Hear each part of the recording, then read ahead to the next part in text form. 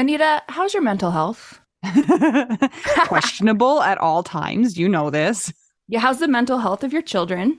Also a little bit tricky. Can I tell you my experience in trying to find therapists for myself and my kids, Mel? Yes, please. Okay, this is how it goes. You ask around your friends and your family for a referral for somebody who's nearby. You finally find somebody who sounds like they might work for your family. You give them a call and you find out that A, they're not accepting new patients, or B, they have a huge wait list. So you start over again and you ask people if they know anybody who would be a good therapist and a good fit. Finally, you find one, you go and you meet with them and you figure out that you don't actually like them that much. But it's been so much work to find somebody who you can go to in your area that you're kind of stuck with them. Well, do you have any ideas for how to get around this? I do because guess what? I've actually had some therapists that I have found on my own, which involves what you're saying. Sometimes I remember one time I was like 3 hours in the bathtub on my phone looking Yeah. through websites.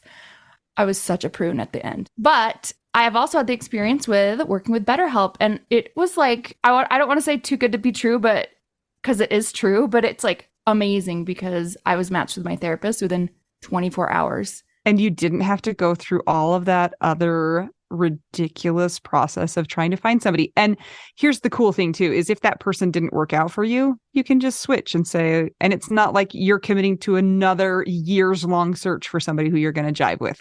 It's true. And I lucked out, or maybe just BetterHelp is really good at matching people together because I never had to change my therapist. I loved her. Perfect fit for me. And I know that some of our friends have used BetterHelp and they've had to change therapists, and boom, same day, you can change. Easy peasy. You can ghost your therapist. Get a new one. I love this idea. BetterHelp is one of our sponsors. If you use our promo code trybetterhelp.com/WWDN, you get 10% off your first month. And we totally recommend it. Yes, get some therapy. That's trybetterhelp.com/WWDN. Whether you're ready or not, here we come. Yep, I hear there's a parrot in the mix, but we're not sure if we're going to meet him or not. What's the parrot's name? A son Conyer. His Sorry. name is Mango. Oh, that's the perfect name. He looks like a mango. That's super cute. Our bird's name is Bird. Isn't your snake's name Snake? No, he finally got a name. Oh, okay. I don't know why I have a bird and a snake at my house, you guys. It just boggles my mind. Well, okay, now that we've learned about Mango, who are you? I'm Sheila Clemenson, and I'm thrilled to be here with you today. I am a career coach. That is my one hat that I wear, but I'm also a published author and speaker. I am a widow. It's been quite some time, but you don't ever stop being a widow, even when you get married to somebody else and you build a new life.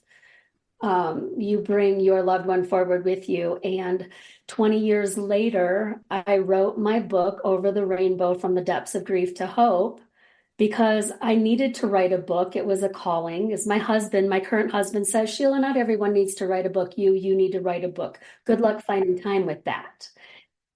And so I did, and it really is just my journey as a caregiver for my husband, Grant, who had ALS. He was diagnosed when he was 32. I was 26. I'm 55 now. We had just got engaged. We bought a house and we were planning a wedding. And he was diagnosed. And so the rug was pulled out from under us. We were like living in our dream world of, he was in international sales. I was working my dream job in HR. And, we just had to really look at, life is what happens when you're making other plans, right? So that reality was harsh. Grant asked me, he said, I want you to know what you're getting into. At first, it was an MS, ALS working diagnosis that, they have to see the symptoms progress before they can diagnose you fully with that disease. What year was this? Just so we have an idea, because, our knowledge of ALS and MS has improved over the years a little bit, maybe, but I'm just wondering what year. This was 1995. It was a long time ago. honestly, they don't know much more about it. Yeah. They have better drugs for MS now, but ALS is still just like, ah, Yeah. things went wrong. So, yeah, I mean, we were devastated, clearly. And I decided to marry him anyway because I've been waiting for him my whole life. I traveled around the world with him. He was in international sales. I we did a long distance relationship for a while and just I knew that I wanted this man in my life. So, how do you wrap your head around going newly into a marriage? I married him while I knew he was sick. How do you go into that knowing you're going to lose somebody and the anticipatory grief? And clearly, I had signed up to be his caregiver as well, which I don't care what you think intellectually, you will never know what that's like until you start taking that on. And I was there with him through over 4 years until the day that he died. Uh, in Hawaii. We took an early retirement there his last 2 years. And that is an amazing story. It's a beautiful love story. It's bittersweet. Kauai is a setting. My gosh, to be in a beautiful place when you're experiencing one of the worst things in your life. And so my book really is like, I bring Hawaii and Kauai into my book. I talk about grief waves. I talk about Hawaiian culture and how that supported us through this process, but also how it supported me through my grief and through my healing process for the next 4 years after he died. And I truly believe there are some places in this world that are not, they're in this world, but not of this world. And Kauai is one of them. I was just going to ask you if it's Kauai because my husband, who's dead, Scott, that's where we went on our honeymoon. And Who's dead? Sorry. Well, I guess I don't have a current one. You have to clarify the dead husband over the one that's living. So, and he would say the same thing, that there is something special about Kauai. And don't the native islanders say that as well? Like there's a spirit of the island. And they call it a lot of different things. There's Mana, which is the spirit of the island. There's Aina, which is the spirit of the land. It's it's an incredibly special place, whether you've just touched down there one time or you've lived there.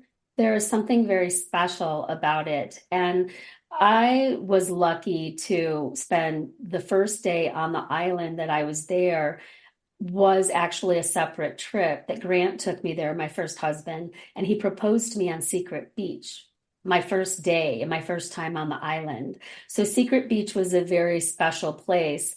And it's known as Secret Beach, but it's called Kaupea. And so they all have Hawaiian names. But we had visited and got married there before we lived there. And then Grant phased out professionally and we moved out there. We moved there in 1997. It was 5 years, 6 years. Wait a second. 92 was Hurricane Iniki, 5 years after Hurricane Iniki, which was a Category 5 hurricane that devastated the island. So we were able to move there when they were still rebuilding. We rented a 3-bedroom, 2-bath home for $500 a month. I mean, like, you couldn't do that in this day and age now, but back then it was incredibly feasible. In addition, I worked for a friend, seriously making $8 an hour in a clothing store to get our insurance, because back then, if you worked part-time, they gave you full-time healthcare benefits. I was able to get all of our benefits under Hawaii Blue Cross Blue Shield. So wow. We were embraced and we were just invited in. And from the moment you step on the island, it either embraces you or it rejects you. And that is the personality character of the island. It chucks you back into the sea. It's like, no, thank you. We don't want your kind here. It spits you back onto the mainland or the sea, depending. Yeah. Sheila, I think it's such an interesting position to be in that you knew going into this marriage that you were going to have to take care of Grant. And like you said, you probably thought you understood what that meant, but you were probably incredibly wrong. And B, that you were going into a marriage where you basically knew that he was not going to live for a super long time. That's such a Oh, how do you do that and get through it? Well, love and stupidity kind of might be a part of that. I mean, I don't want to say blind love because I thought I knew what I was getting into. But at one point, Grant looked at me. This was several years after we had been on this journey together, and he said, I think that you bit off more than you could chew. And I looked at him and I said, yes, I did. But I'm still wiping your butt and I'm still here taking care Yeah. of you. And it was the commitment that I made. Although any given day I could have run off to Mahulona Psych Hospital, because I just really had bit off more than I could chew, Yeah. honestly. How was it that I mean, you left your support system that I assume that you had where you lived before. Was that something that you ever thought, well, maybe that was a bad idea to leave the other people who could support us? Or were they just jerks anyway and were no help? Hawaii No, was better. they were amazing people. Like I was living in northern Michigan at the time. I'm from the Detroit area. We were from Flint and Detroit, respectively, Novi area. I lived in Charlevoix, Petoskey. That's up in the northern lower off Lake Michigan. It's beautiful 4 months out of the year. The other eight, it's really miserable and cold. So I had a husband who was like, I don't want to be a trapped house cat. He was used to traveling all over the world. And he's like, I also, there was a part of him, he did not want people to see him progressing in the disease and becoming the shell of a human that he once was. So there was something about Grant wanting to start new someplace else where not many people knew him, almost so family and friends could remember him the way that he Mm. was, which was an incredibly magnetic and charismatic individual. So clearly I was concerned about not having the support system, but we did have some friends on the island. Um, Honestly, I probably wasn't thinking too much about that in the beginning because he was still getting around, at least with a cane and a little bit with a wheelchair. But then I started realizing that we were going to have to rely on our community there. And it's an amazing community. And even being two white people on the islands, which we were a minority, we were still embraced. And so I was able to hire caregivers at $10 an hour to come in and help take care of him. These may not have been seasoned caregivers, right? Like these were people that are like, yes, I'll sign up. I can take him to the beach. And maybe I can even roll a joint if he wants to smoke it. Okay. But like, I can do that and I can make sure that he's still alive when you get home today. And you were like, I'll take it. I'll take whatever. I need a break. I need a rest. Oh my goodness. So when did he die? How long? You said he lived for 4 years. Grant died in September of 1999.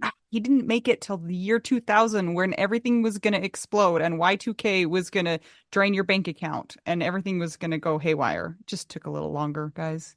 He's like, I don't want to be around for the apocalypse. He's kind of like, I'm ready to get out of here. Yeah, no, it was, we were on an island, right? So his last day was very special. And I write about it in the book. We went home with hospice 2 months before he died. He made me promise when we were in the hospital, he had aspiration pneumonia. And this was before we went home with hospice. And he made me promise that I would get him to Secret Beach one last time before he died. He hadn't been really since, several years before. So it's really hard to get to Secret Beach. There is a very steep path that is very wet going down to the bottom. There are no roads down to the beach. So I'm thinking, oh my gosh, okay, I'm going to promise him this, but I had no idea how I was going to make good on it. I was getting 3 hours of sleep a night. Well, my friend Anna Christina from Norway, who she's rooted in Kauai, and I have a fun story in my book about her.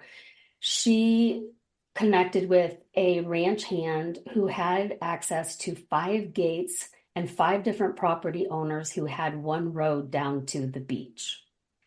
This guy had taken care of a woman who was dying of cancer, who died of cancer, and he knew how important it was to try to make good on this last wish.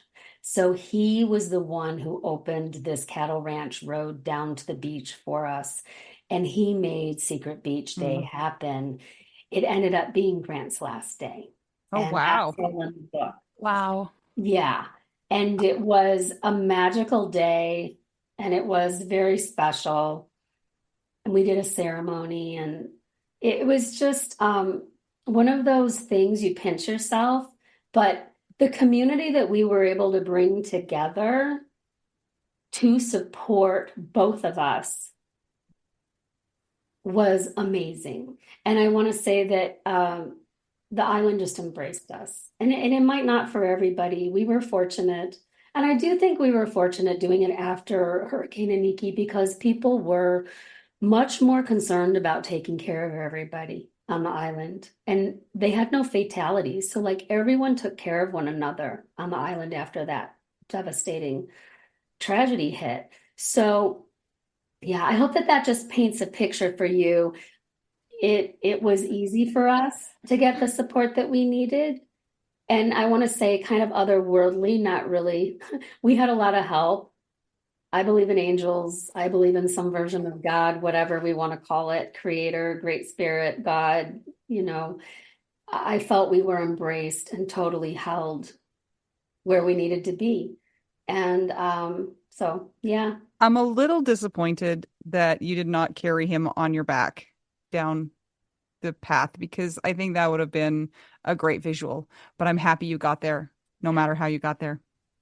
If I drove the wheelchair down, that would have been terrifying. You could have gotten him down easy. It would have been kind of a Okay, mess but the sand. at the bottom. Wouldn't the sand have They been a have big sand problem? wheelchairs. They do. They do. And I want to say, I hope they're a lot better than they were back then. Probably not. Leave it to Anita to bring some levity. Yes. Good job, Anita. And you know what? That was good. Sorry. He probably would have preferred for me to take him on his back. But, you know, I was carrying him around for so long from a psychological, intellectual, and spiritual place. I was really kind of done with that by that point. Really, like I wasn't going to kill him, but he may have been threatened a couple of times, and even in the face of our caregivers. Yeah.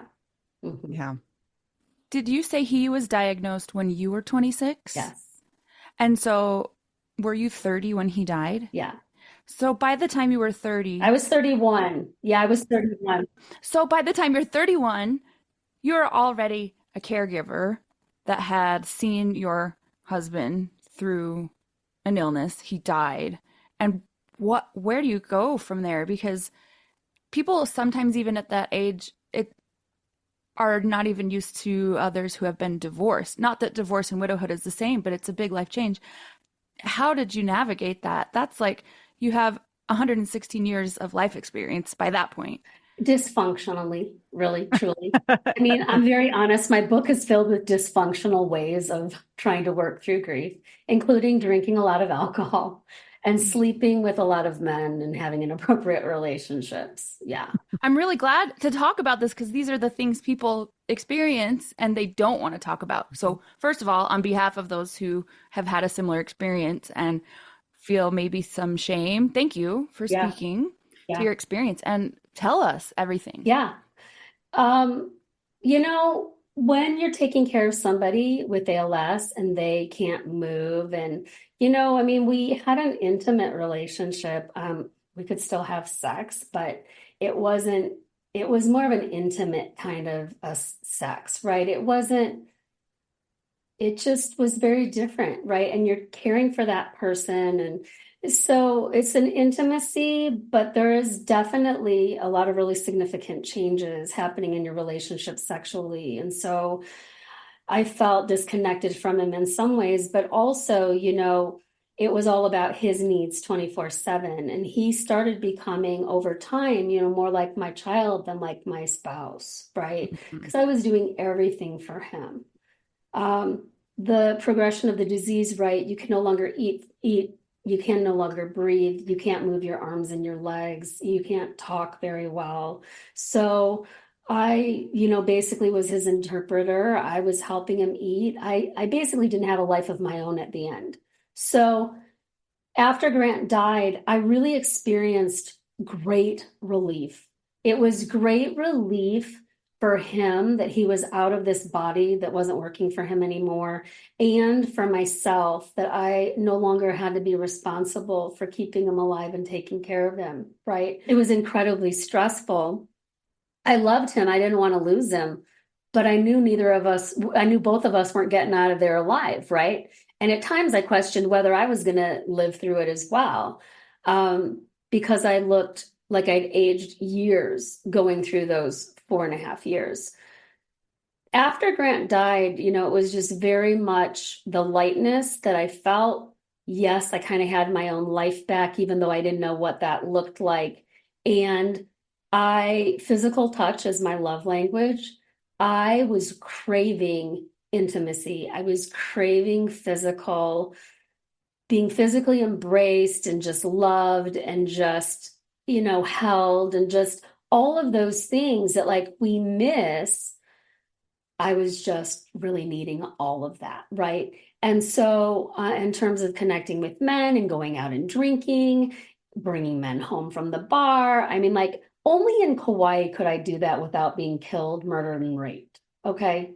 Um, because it was a protected island and I had people looking out for me all over the place, right?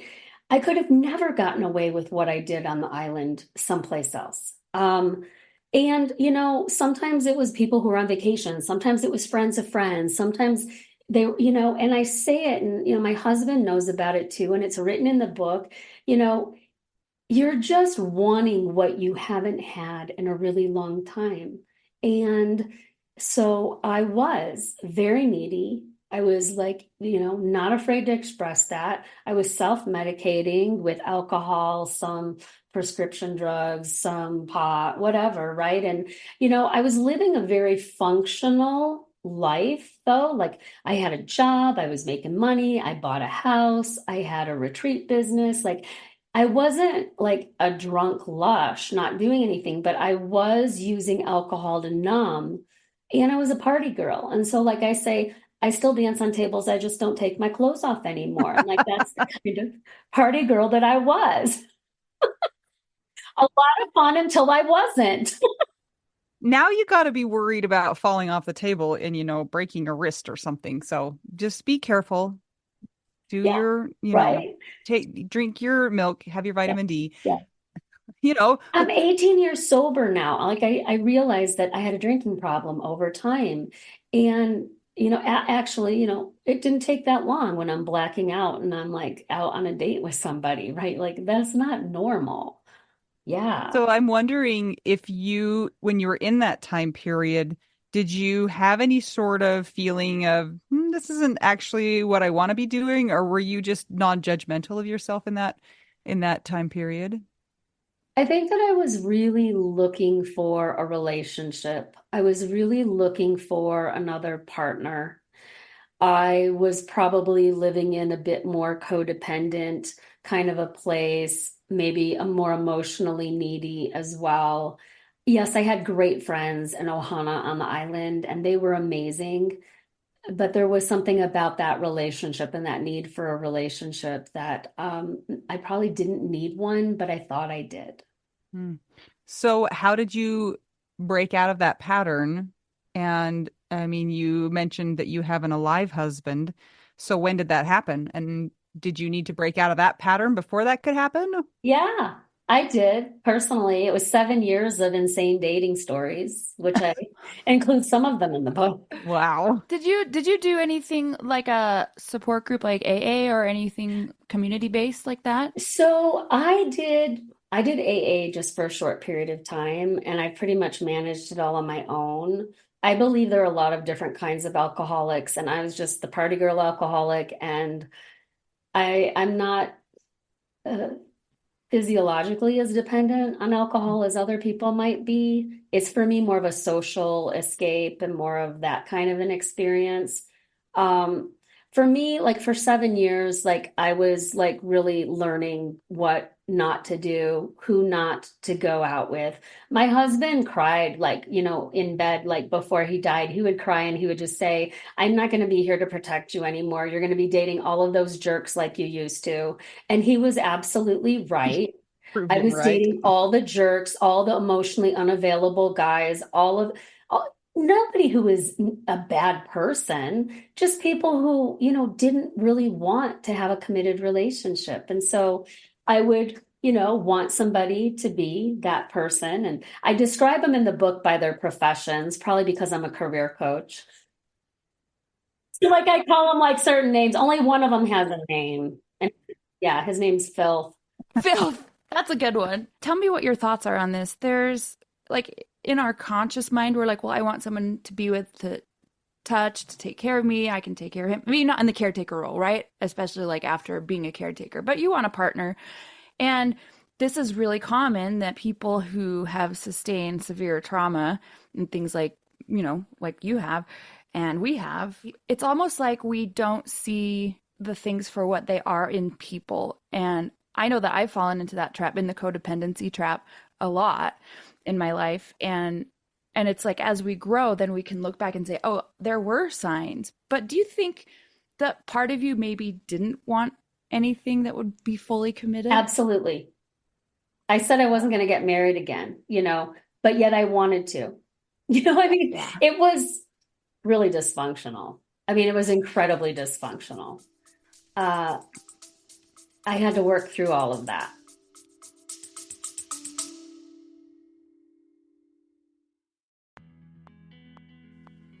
Sometimes we assume that unless we had a huge life insurance payout, we don't really need to know anything about investments or even finances. But guess what? A little knowledge of finances is critical for all of us. Maybe your partner was in charge of that stuff, and now you find yourself making all the decisions. Maybe you're mad about that. Maybe I am. Nicole from the He's Gone But the Money's Not podcast is here to help. She tackles financial literacy by telling the stories of women and widows and finance experts, and shares the lessons they've learned as certified financial planners. Whether you know a lot and feel confident in your financial decisions or feel unsure about all of that stuff, there is more to learn. Listen and subscribe to the He's Gone But the Money's Not podcast on all podcast platforms. This ad was paid for by Rockhouse Financial, an SEC registered investment advisor.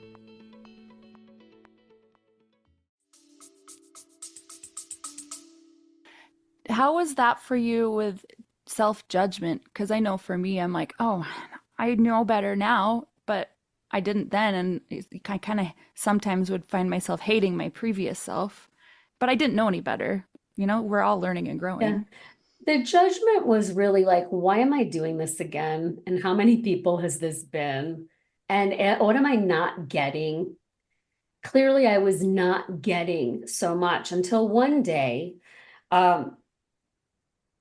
I guess a really friends with benefits kind of a connection with an upstairs neighbor, younger guy, super cute. And I'm just like, well, I don't need anything serious. I can just have fun. He was probably 29. I was 35, whatever, right? Well, I started really realizing that it would really bother me when he didn't call anymore, like if I didn't hear from him for days or whatever. And I was really, really getting upset. And I sat there finally, and it was like somebody seriously bitch slapped me. And I just said, I am worried that I am concerned this person isn't calling me. I can make a commitment to marry somebody who has a terminal illness and be there with them through all of that until the day that they die. And I'm going to worry that this jerk cannot call me and connect with me. Like, what am I doing? Like, It finally was the realization of the quality of person that the quality of the relationship. I won't say the person, the quality of the relationship that I wanted to bring in. And at that point, I was still drinking. I had a really bad experience, seriously, with a guy who was a drug dealer before I gave up drinking. And this is the kind of person who is a middle person whose friends have homes in Aspen, kind of a drug dealer. Okay. I had to go through 2 months of that to finally wake up and say, if I do not stop drinking and get my life together, I am going to kill myself or somebody else. Because I would get in a car and I'd drive when I was drinking. I never got a DUI. I never got arrested, but it was, the writing was on the wall. And so I went into AA the next day. I realized I wrote down everything that happened the night before. That's in the book. And it was insane. It was really insane. Like somebody could have gotten killed. It was that insane. And I had to really take stock of my life. So over that next year, that was 2005, over that next year, I cleaned myself up, I got my act together, and I started setting intention for my next beloved that was the full buffet, the dessert, the dinner, the drinks, the appetizers, everything. And Sean Clemenson showed up in my life a month after I set intention on Secret Beach in October of 2006. I was invited to a housewarming party by my Kauai friend who moved to Louisville, Colorado. And he invited the divorced firefighter from down the street to the party. And I asked him, well, tell me about the divorced firefighter. And he said, I don't know anything about him. I just invited him. Sean shows up at the party and he decides, oh, I'm going to bring the fire truck for the kids and like put my uniform on and look all cute. And I've been with him ever since. And that was 18 years ago. You can just take the fire truck? I feel like That's cool. that's against the I rules. asked him if I could drive it, but he said yes, but he's never let me do that, which Oh. he wouldn't, of course. No. Then I will argue he's not the full buffet because that was promised to you and you need to get that out of him. Well, yeah, I gotta say, in defense, he was the assistant division chief at the time. He would have been really Yes. No. So how was that for him dating a widow and for you having to explain your whole situation? That's hard. That's what we're all scared of. Yeah, Sean rose to the occasion. He's a badass. He's a former military, Navy guy, firefighter, EMT for over 20 years. He shows up when people are dying. There is something about people who hold that other space for people that is pretty powerful, right? But he's very much a he-man and he's completely opposite from me. I say he's the anchor that grounds the kite. I'm up here and he's down here. And he's so different from me and logical, and I'm emotional and he's logical and he's analytical and I make decisions by my feelings and whatever. But I have to say, immediately from day one, he held the space for Grant. And he just was not jealous of him. He just held the space for this amazing man who was in my life. And he has held that space ever since. In the book, I talk about mystical experiences of Grant. Grant has visited me in dreams. I've had strange things happen, and I talk about all of them since he's died, even till today. And Sean knew some of them, but he didn't know all of them until he read the book. And I want to share, this is just so touching, but I was really terrified about Sean reading the book because I decided to go really raw and vulnerable in here because you can't talk about grief without doing that. And although he knew most of the stories, he didn't know everything. Well, I told him, I said, you don't need to tell me what you think about my book at all. I just want you to know what's in it because you're in it. You're about the rebuilding process. You're about how I moved forward in my life and brought you with me and my two stepdaughters who were 10 and 12 at the time, and they're now 28 and 30. That was a nightmare. I'd never dated a guy with two kids like that.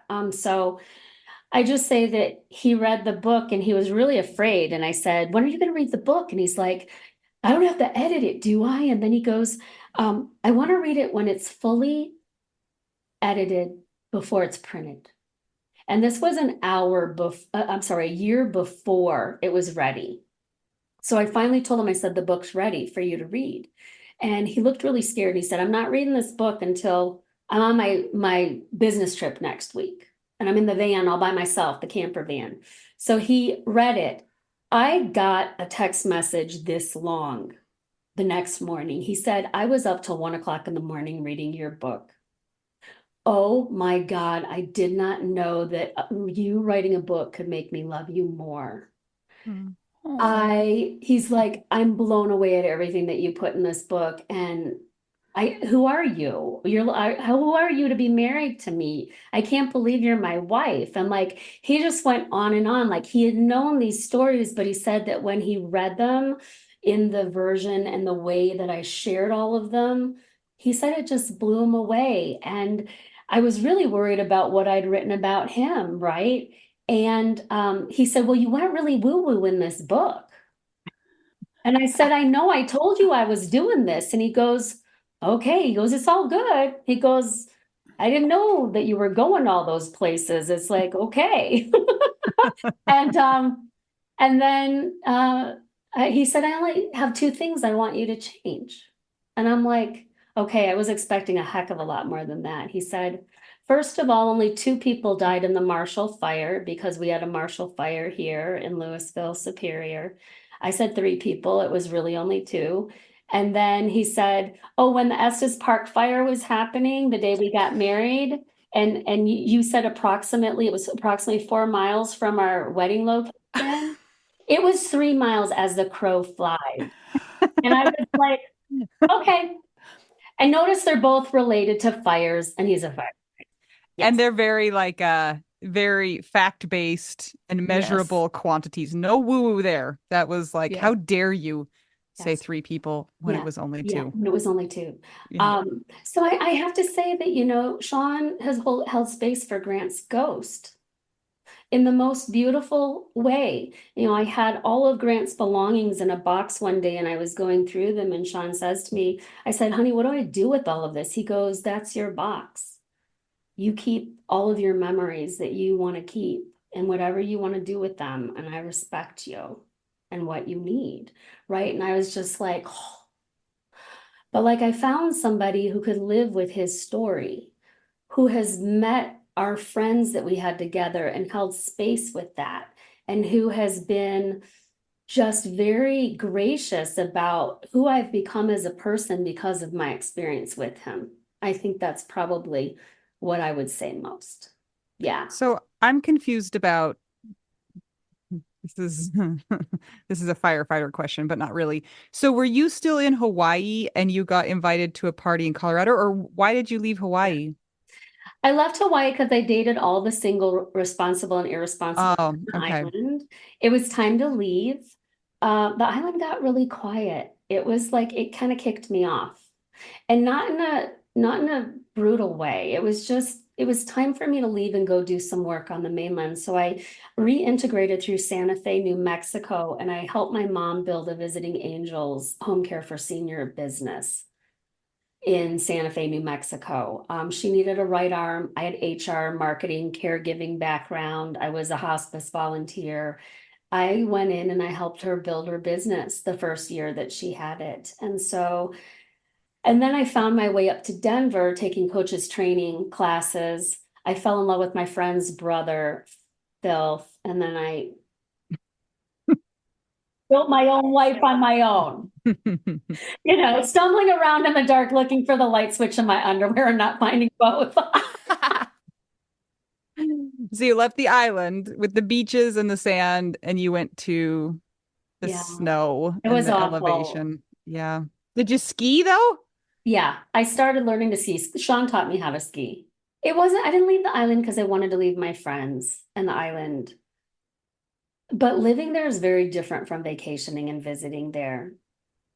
It is an extremely expensive place to live. A lot of people there work three jobs to try to make ends meet. If you go there already with money, great.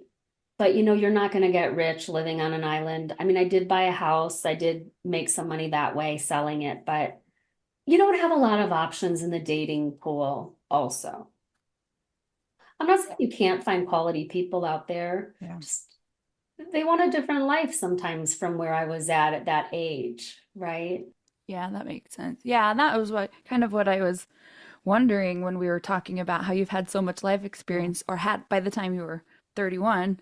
And also, so Grant died, was this 25 years ago? Yes. It's 25 years in September. September.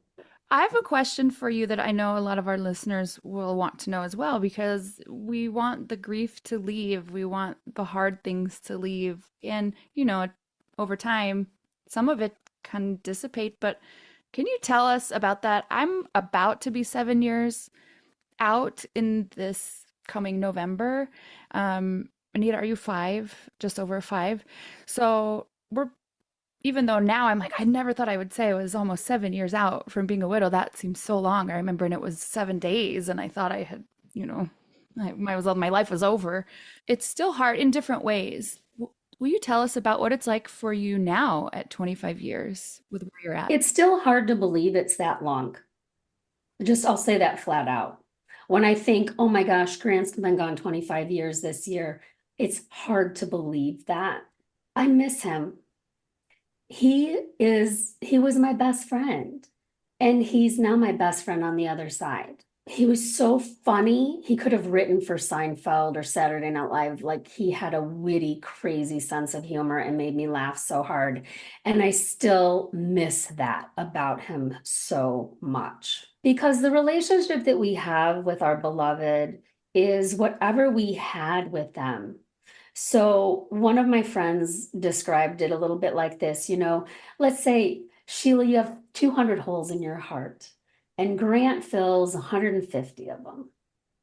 And you go and you meet somebody else and they fill 175, but they're not all the same. Or they fill 125 and they're not all the same, right? And so it is much like that. It's moving forward, finding new life, finding new purpose. And that's what I do as a career coach and a transitions coach, helping people move forward. And I have in a business help people move forward as widows, moving forward through grief. Not as a therapist, but more in that forward movement, a lot of professional, career, meaningful, purposeful kinds of work that I would do. But also, bringing that forward and recognizing that you will always have a relationship with them forever if you believe that. It's where do you put them in your life as you move forward? What place do they take in your life? Can you share your memories with your other loved ones about them? And is that safe? And is that okay? And I have created that and found that. I'm still really great friends with his best friend, and we talk all the time. We can share things that I can't share with Sean, right? I have his urn, and I've got a little picture of him on like the top of my shelf over here, and he's with my dog in an urn of my dog and my grandparents, and it's kind of like my little deceased area up on the top, right? But it's kind of like you want to keep them alive, and you want to know how you can do that respectfully moving forward with other people in your life. And then, sometimes you're lucky and you find somebody, and it's okay for you to share stories. It's okay for you to say, today would have been mine and Grant's 20th wedding anniversary, or today would have been this. And for someone to just say, oh, okay. I know not everyone can hold space for that. I have former clients of mine who've lost people, and their new partners could not hold space with that. So I want to say that not everyone can find a partner who is so gracious about doing that. While at the same time, I'm not talking about him all the time, right? Like, not every story is about him. Not everything is about him. Maybe it was 5 years, and I wanted everyone to know I was a grieving widow too. I wanted everybody to know my story, and I was all about my story until I took the coaches training class. And in one of our coaches training sessions, we were practicing on each other. And this one person said to me, Sheila, when are you going to be more than your story or bigger than your story? And I felt like I was gut punched because I was my story. But this piggybacks into Brene Brown, what Brene says about owning your own story, to move forward in your story and to create the ending that you want. And that's kind of what I've embraced and moved forward with. And my book represents showing people that it is possible, even if you're not feeling good, and that you can do that, as painful and difficult as it is. I think it's so interesting listening to this because Mel asked you, basically when we're fresh in grief, it's like, how long is this going to last?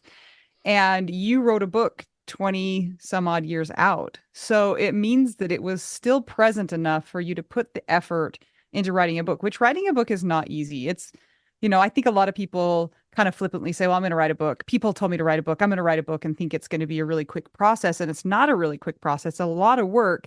So it had to have been enough present in your mind that you would still want to share that. And I think at the same time, though, it's hopeful sounding that you weren't destroyed either by it 25 years in the future. It was a part of your story, it was a part of your life, but it didn't destroy you for the rest of forever. Yeah. I want to say 7 years was pretty key. And I know that's a long time. And I don't want to say it's devastating grief that whole time, right? I want to say the first couple of years, you're stumbling around in the dark and you're numb and you don't even know who you are and whatever, you're going through. But I want to say that at 5 to 7 years, you're kind of at this place where it still hurts, but you have found some really great things in your life that you have connected with, that you're moving forward with.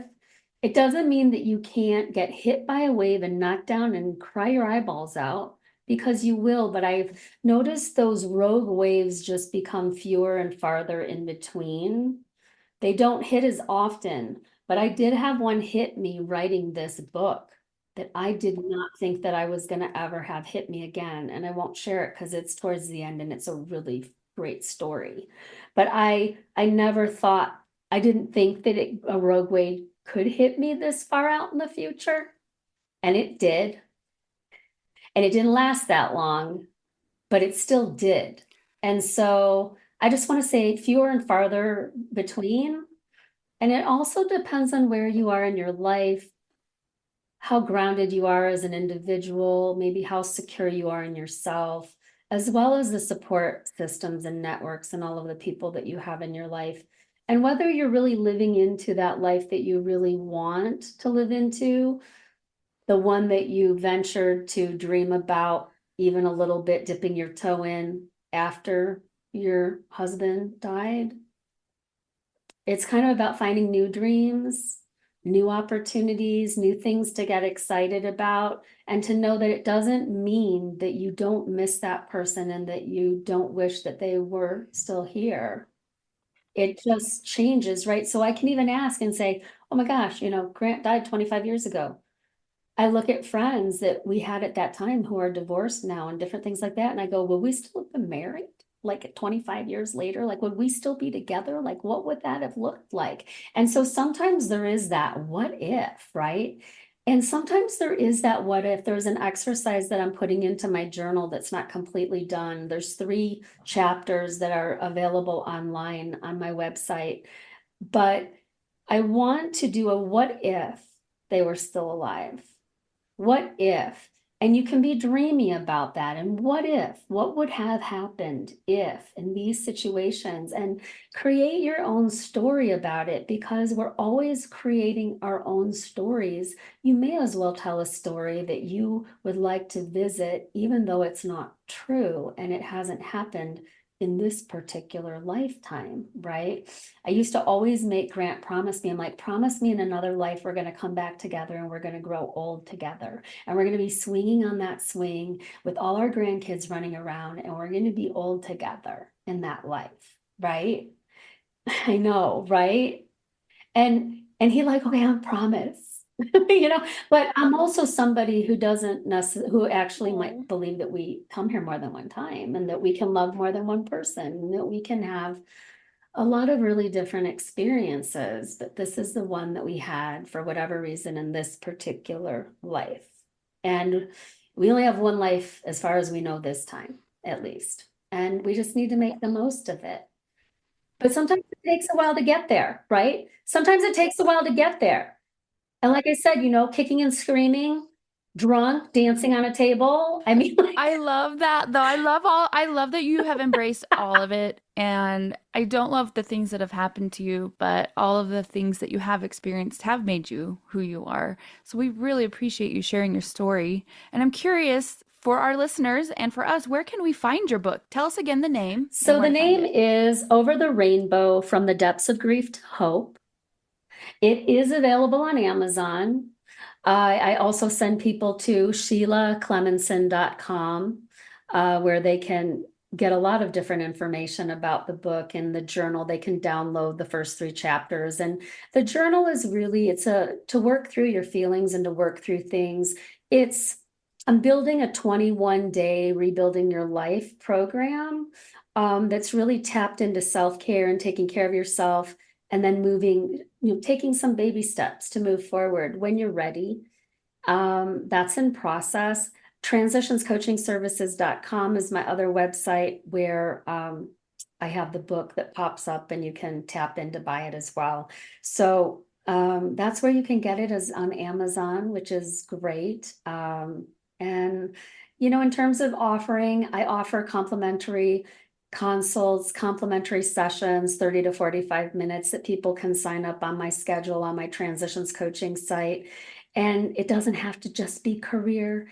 It can be kind of wherever you're at. So I just set that out there. Thank you, Sheila. We have to end with a very important question that is more important than any of the questions that we've talked about. And it is this. Are you ready? What is your favorite cheese? Oh my God. Okay.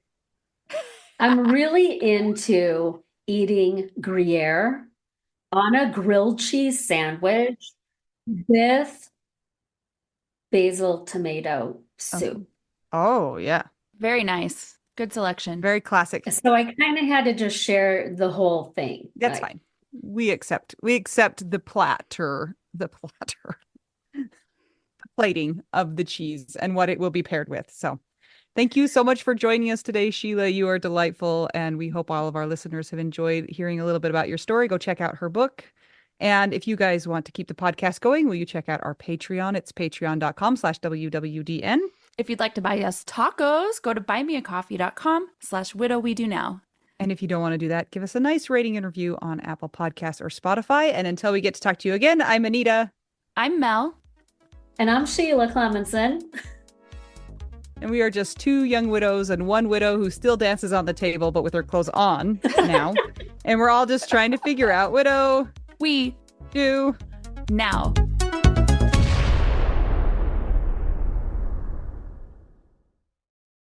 This is my favorite thing to discuss with you. Tell me, what is it? One of my favorite things. I do enjoy tacos and cheese and dogs. This is about how you cannot pay hundreds and hundreds of dollars for a phone plan, especially when you're a widow, your person is dead, you might have kids, you might need another option, and you just want your phone to work. You want unlimited texting and service, and you want it to be like $25 a month.